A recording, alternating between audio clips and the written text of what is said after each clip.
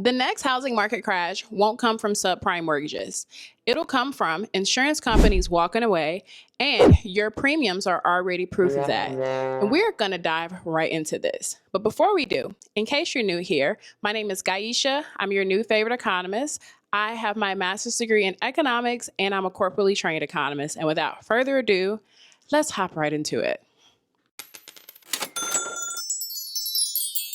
Let's first get into the numbers. The Federal Insurance Office found that homeowners' premiums rose 9% faster than inflation between the years 2018 and 2022. And if you live in a high-risk zip code, you are already paying 82% more than your neighbors who live in an area that's deemed as being safer.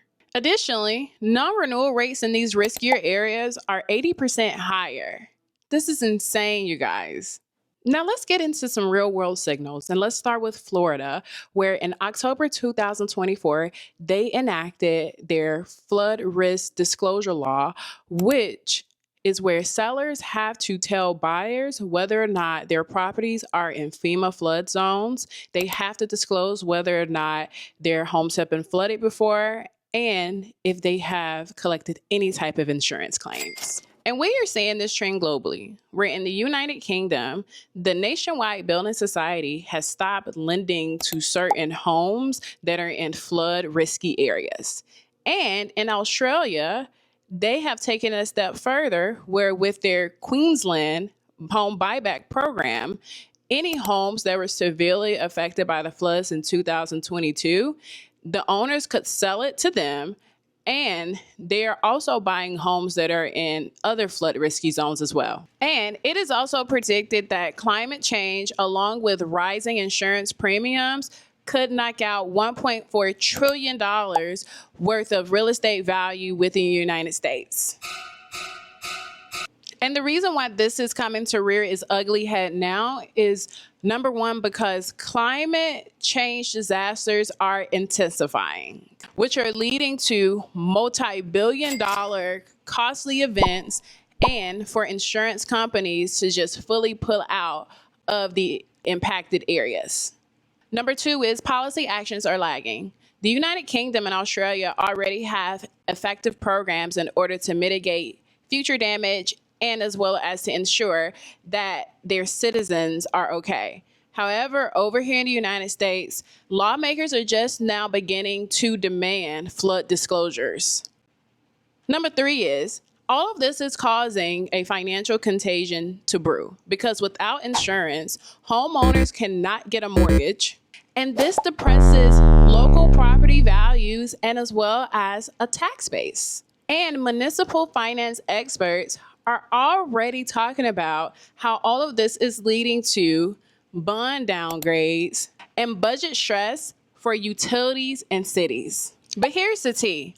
Although government isn't responding as fast with policy, the private sector is, because rapid payment insurance is already here. For example, when a magnitude 8.8 earthquake triggered a tsunami in July of this year, the Pacific Catastrophe Risk Insurance Company paid $285,000 to Samoa within 10 days due to a parametric insurance policy. And here's some more piping hot tea. You ready? Retail investors can now buy into disasters with ETFs. Yes.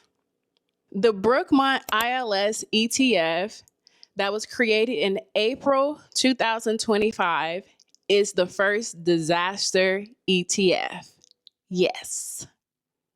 It gives daily liquidity exposure to a $50 billion cat bond market and makes what used to be an institutional market available to individuals. Now, with all this being said, we need to be aware of a couple things. The number one is, insurance is no longer just about protection anymore. It's more of a game of speculation now.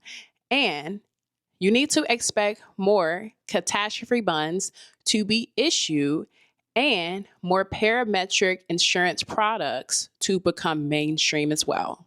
Additionally, as of now, reinsurers are flexing about how they could change daily premium prices due to satellite data. So, what could be a higher price burden on your part will turn into someone's yield on their catastrophe ETF.